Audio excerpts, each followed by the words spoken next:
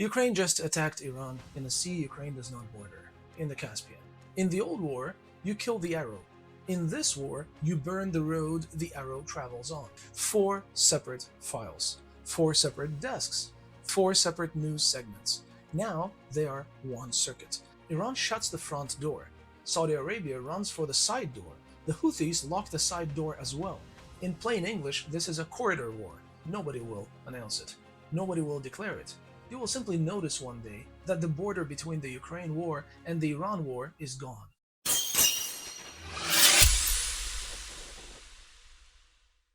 Ukraine just attacked Iran in a sea Ukraine does not border. Not near Kharkov, not near Crimea, not in the Black Sea, in the Caspian. The Caspian is a closed inland sea. 5 countries touch it: Russia, Iran, Azerbaijan, Kazakhstan, Turkmenistan. Ukraine is not on that list. Ukraine sits roughly 1,000 kilometers from the nearest Caspian shoreline. On July 25th, Ukrainian drones hit ships there anyway. Ukraine's security service, the SBU, said the targets were a Russian missile boat called the Molnia and the 2 cargo vessels operating under international sanctions. According to the SBU, those cargo ships were moving military freight between Iran and Russia. Zelensky confirmed the strikes publicly and called the results very strong. Iran's foreign ministry said the attack killed 1 sailor and wounded others. Tehran summoned Ukraine's top diplomat in the country. Foreign Minister Abbas Araghchi called it a violation of the United States Charter and said it cannot go unanswered. So the question is not just what Ukraine hit. The question is who moved the war there. So what was actually destroyed? Ukraine did not hit Iran. Ukraine hit the supply road between Iran and Russia. And that matters more than one ship, because a ship gets replaced within a month. A corridor is different. Once a corridor becomes a target, everyone watching learns where the next war can be opened. For 3 years, Russia has flown Iranian-designed Shahed drones. Analysts sometimes call them the poor man's cruise missile. They are cheap, they are slow, and Ukraine burns expensive interceptors, shooting them down. The Caspian matters here precisely because it sits outside the normal Western naval map. No NATO fleet patrols an inland sea. Iranian-linked cargo can move north. Russian-linked goods and money can move south. And the outside world sees fragments rather than the whole manifest. So Ukraine stopped shooting at the drones and started shooting at the delivery route. In the old war, you kill the arrow. In this war, you burn the road the arrow travels on. Now understand what just broke. Something larger than an escalation happened here. The old wall between separate wars came down. Ukraine was supposed to be a European war. Iran was supposed to be a Middle Eastern war. Hormuz was supposed to be an energy problem. el-Mandeb was supposed to be a shipping problem. 4 separate files, 4 separate desks, 4 separate news segments. Now they are one circuit. And once they run on one circuit, the cost stops being foreign policy and starts arriving on your fuel bill. I will show you exactly how. First, who benefits? Cui bono? I am not going to tell you I know whose hand guided this. Nobody outside a very small room really knows. But you can count the beneficiaries. Ukraine benefits. It cuts drone and missile deliveries at the source instead of intercepting them over Kharkov at 10 times the cost. Israel benefits because Iran now faces pressure on a northern commercial front it did not choose. Araghchi said this out loud. He accused Israel of provoking the attack in order to drag Europe into its war with Iran. Washington also benefits. Iranian logistics gets tested and nobody has to explain an American flag on the weapon. Europe gains nothing here and gets pulled closest to the fire. 4 beneficiaries, 1 strike. So draw your own conclusion. Some will say this is simply Ukraine defending itself and that reading is legitimate. Cutting an enemy's supply line is standard warfare. But standard warfare does not usually reach 1,000 kilometers into sea you do not border against a country you are not formally at war with. The capability and the target selection both deserve a question rather than a shrug. Now here is why the war moved onto supply lines in the first place. On July 8th in Ankara at the NATO summit, Trump told Zelensky the United States would give Ukraine a license to build Patriot interceptors. His words: "This way you cannot complain, we're not giving you enough." On July 31st at Camp David, Trump said the United States has not agreed to grant those licenses. He called the technology a hard thing to give away. He said a country that receives it could someday turn on you. 23 days from promise to reversal. But the reversal is not really the story. The promise was never buildable on the timeline it was offered. The United States currently produces roughly 600 Patriot interceptors per year.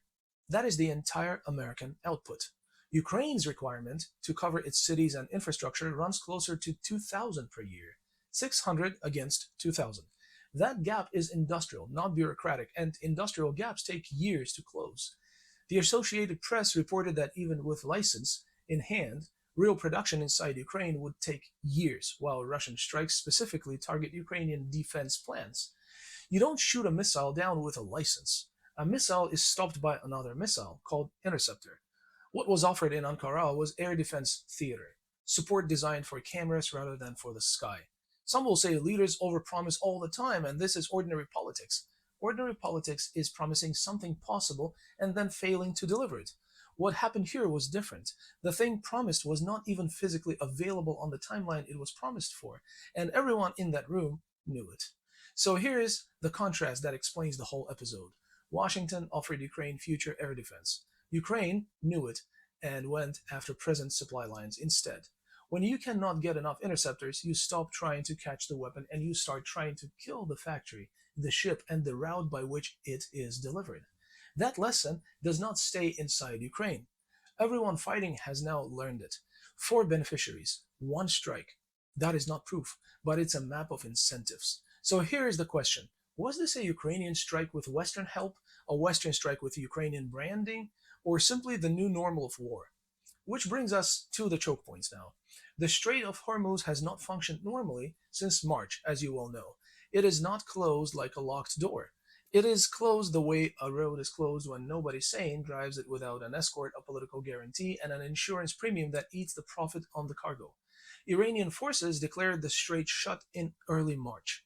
A ceasefire brokered by Pakistan in April allowed limited traffic.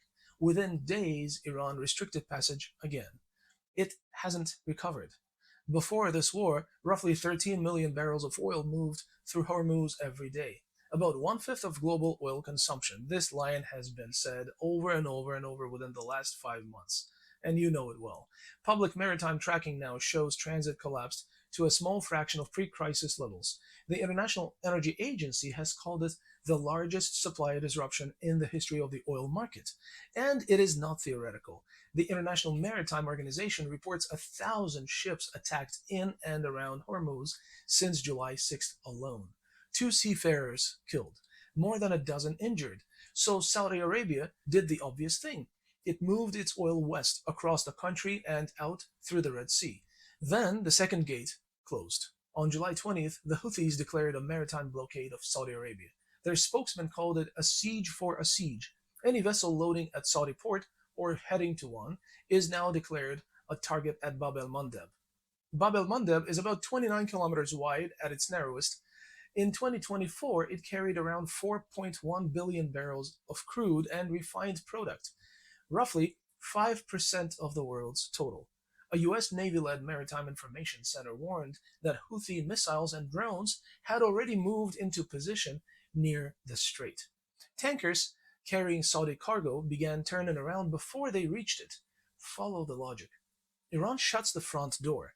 Saudi Arabia runs for the side door. The Houthis lock the side door as well. That is not 2 conflicts. That is one single squeeze. And that changes how you read the power map. For most of the last century, strength was measured through territory, bases, alliances, and foreign commitments. You counted divisions and treaties and flags. Those things still matter, but the decisive layer has been shifting towards something less visible. Who moves the oil? Who moves the drones? Who moves the food? Who can insure a bill? Who can make a route? And who can make a route too expensive to use without ever declaring a war? That is the new map. Less about territory alone, more about traffic, access, insurance, and movement. This has a name. Strategists call it a cross-theater escalation, which sounds far too polite. for what's happening. In plain English, this is a corridor war. Separate regional wars begin using, attacking, and pricing the same corridors. The Caspian, Hormuz, Bab el-Mandeb, Suez, missile factories, insurance markets, drone routes. That is how two wars become one. Nobody signs a treaty to start a corridor war. It starts the moment one war's supply line becomes another war's target. That's already happened on July 25th in a sea Ukraine does not border. And this is why countries far from the battlefield are not spectators anymore. If your economy uses the corridor, you are already inside the war's price system. Riyadh is now doing something it spent a decade avoiding. Saudi Arabia has announced an international coalition to guard Red Sea shipping. Dozens of countries were invited. By late this week, more than a dozen states had publicly supported it. Notice the symbol. Washington is not the public face of this. Riyadh is. The Gulf is not trying to remove America from the region. The Gulf is adapting to the fact that American cover is no longer enough on its own. Saudi Arabia has been moved from protected client to regional enforcer. Nobody in Riyadh campaigned for that job. It arrived because the water got dangerous and the umbrella got thin. We have seen a version of this before. Only a version. In 1973, Arab producers cut oil to the West and prices roughly quadrupled inside a year. That was a decision. A group of governments sat down, chose a policy, and could reverse it when the politics changed. What is happening now is harder to switch off because it is not one cartel decision. It is a layered crisis enforced by missiles, by drones, by insurance underwriters, and by shipping companies that will not send a crew into a strait at any price. It can still be de-escalated. Iran can ease pressure. The Houthis can stand down. Oman and Pakistan have mediated before, but every one of those levers sits in a different hand, and none of those hands answers to the others.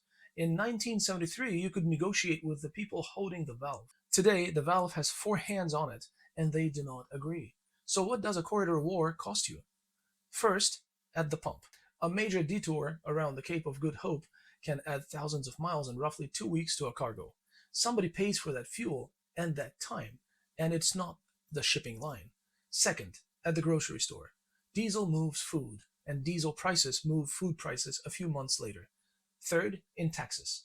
Every escort mission, every new coalition, every replenished interceptor stockpile comes out of a budget that already runs on borrowed money. And in risk. Your country's ships, your country's crews, and in some cases, your country's forces are being pulled into corridors nobody voted to defend. Some will say that this is fear mongering and that shipping always adapts. Shipping does adapt, but adaptation is not free. Adaptation is the higher price. You are paying for it right now, and it appears on no bill you receive. This is not World War III, but this is how a world war forms in the modern age. Not by declaration and not by one invasion, but by separate wars discovering they use the same roads, the same ships, the same factories, the same drones, the same insurers, and the same choke points. Where does it pull next? Over the next 3 months, watch Iran's answer to the Caspian strike. Tehran said it cannot go unanswered. Whether that answer lands on Ukraine, on shipping, or on nothing at all will tell you how much control Tehran actually has left. Over the next 6 months, watch whether the Saudi coalition hardens into a real command structure or stays a press release with a dozen signatures. Over the next year, watch the licenses. A system that cannot deliver interceptors will keep delivering promises instead. Wars used to merge when armies met. This one is merging through supply chains, insurance rates, missile factories, and shipping lanes. Nobody will announce it. Nobody will declare it. You will simply notice one day that the border between the Ukraine war and the Iran war is gone, and that your fuel bill, your food bill, and your defense budget have been paying for both of them for months.